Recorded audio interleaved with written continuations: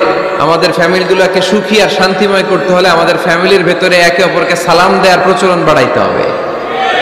আসসালামু আলাইকুম। আমাদের মিজানুর রহমান আজহারি ভাই সালাম নিয়ে যথেষ্ট এবং সুন্দর ওয়াজ করেছেন। আসলে আপনি সুখ, শান্তি এবং সমৃদ্ধি যদি চান তাহলে সালামের প্রচলনের সাথে আপনাকে থাকতেই হবে।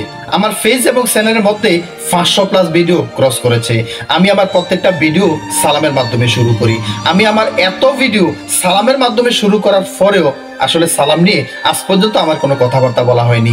আজকে আমি আপনাদের মাঝে আসসালামু আলাইকুম মানে সালাম নিয়ে সুন্দর হৃদয় বিদারক একটি বাস্তব ঘটনা আপনাদের সামনে তুলে ধরবো, যে ঘটনাটা আমার সাথেই ঘটে গিয়েছে। যে আমার এক অডিয়েন্স আমাকে কমেন্ট করেছিলেন যে আমার এত ভিডিও, আপনার ভিডিওগুলো ভাইরাল হয় না কেন, আপনাকে মানুষ এত দেখে না কেন? আসলে ভাই, ভাইরালের নেশা আমি মত্ত না, আমি ভাইরালের জন্য ভিডিও বানাই না। আমার মূল বিষয়টা হচ্ছে আমার ভিডিওগুলো দাওয়াতিমূলক ভিডিও।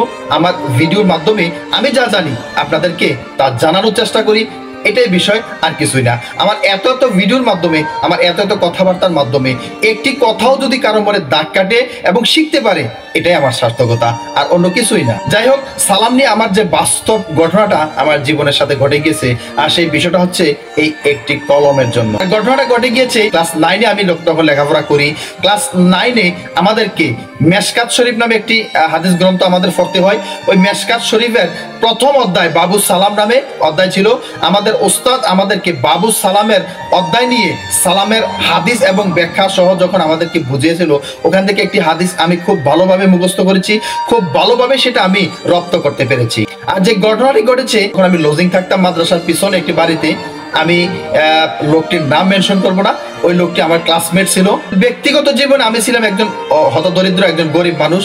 আমার আসলে তখন লেখাপড়া এবং সকল কিছু মিলিয়ে আমার আসলে সকল কিছু স্বয়ংসম্পূর্ণভাবে আমি লেখাপড়া করতে পারতাম না। আমি কাগজ কিনলে কলম কিনতে পারতাম না, কলম কিনলে কাগজ কিনতে পারতাম না, ঠিকমতো বই কিনতে পারতাম না, এমনটা দুরবস্থায় আমার আসলে তখন ছিল। আসলে বলতে লজ্জা নেই, আমি আসলে না বললে আপনাদের বিষয়টা জানা হবে না, এবং এতে একটা ভালো শিক্ষণীয় বিষয় আছে, তো তাই আপনাদেরকে বলতেছি। যদিও তার পাশে আমি লজিং থাকতাম, আমি কিন্তু আমার প্রতিষ্ঠানে, আমার ক্লাসে আমি মেধা তালিকার ছাত্রই ছিলাম, অর্থাৎ রোল নম্বর 1 অথবা 2 এর মধ্যে আমার রোল নাম্বার থাকতো। কিন্তু দেখেন, আসলে আমার অতটা বই অথবা কাগজ কলম আমার থাকতো না।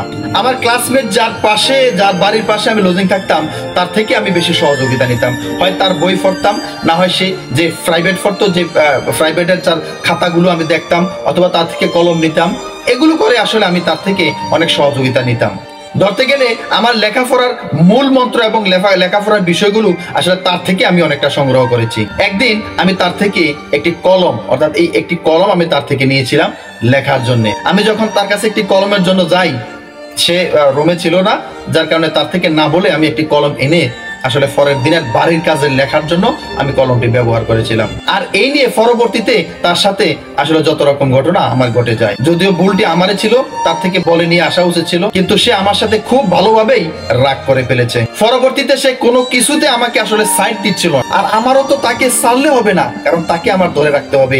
তার থেকে আমি সহযোগিতা অনেক পাই, কিন্তু সে এতটাই শক্ত মনের, শক্ত হৃদয়ের অধিকারী ছিল, যার কারণে তার সাথে আমার আসলে অনেকটাই অমিল ঘটে গিয়েছিল। কিন্তু আমি যখন আমার ওস্তাদের মুখ থেকে মেশকাত শরীফের বাবু সালামের সালাম অধ্যায়ের একটি হাদিস ব্যাখ্যা বিশ্লেষণ সহ জানতে পারি, তখনই আসলে আমি আমার এই সালামের বিষয়টা তার সাথে প্রয়োগ করার চেষ্টা করি। মৌলিক বিষয় হচ্ছে, আসলে তার সাথে যখন আমার ঘটনাগুলো লেগে যায়, ঝগড়াঝাটি হয়ে যায়, এবং সে যখন আমার উপর রাগান্বিত ছিল, আমি অনেকভাবেই চেষ্টা করেছি তার সাথে আবার মিলে থাকার জন্য, আবার তার সাথে রাগ ভাঙিয়ে তার সাথে আমার মিল হওয়ার জন্য আমি অনেকটা চেষ্টা করেছি, কিন্তু কোনোভাবে আসলে পারছিলাম না। পরে আমার যখন তার সাথে দেখাই হতো, তখনই তাকে আমি সালাম দিতাম, যেখানেই দেখা হতো সেখানেই আমি তাকে সালাম দিতাম। সে সালামের উত্তর না দিয়ে আসলে একদিকে মুখ ফিরিয়ে চলে যেত। সে এতটাই কঠিন হৃদয়ের অধিকারী ছিল যে সালামের জবাবটা পর্যন্ত সে দিত না।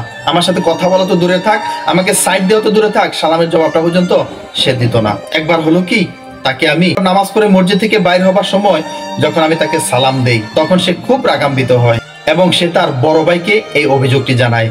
সে বলে যে আমি তার সাথে আসলে কথাবার্তা বলতে ইচ্ছুক না, তার সাথে আমি চলাচল করতে ইচ্ছুক না, সে দেখলে আমাকে সালাম দেয়। খুব দুঃখজনক বিষয় হলো, তার বড় ভাই আমাকে, আমার গায়ে আঘাত করে আমাকে মারধর করে।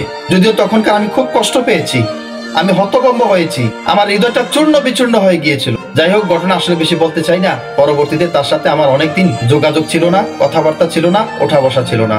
যদিও সে ক্লাসে যাইতো, আমিও ক্লাসে যাইতাম। সে এক জায়গায় বসতো, আমি আরেক জায়গায় বসতাম। কিন্তু আলহামদুলিল্লাহ, নবী সাল্লাল্লাহু আলাইহি সাল্লামের বাবু সালামের সালাম অধ্যায়ে যে হাদিসটি আমি এমন ভাবে রপ্ত করতে পেরেছি, আমি সারার পাত্র ছিলাম না।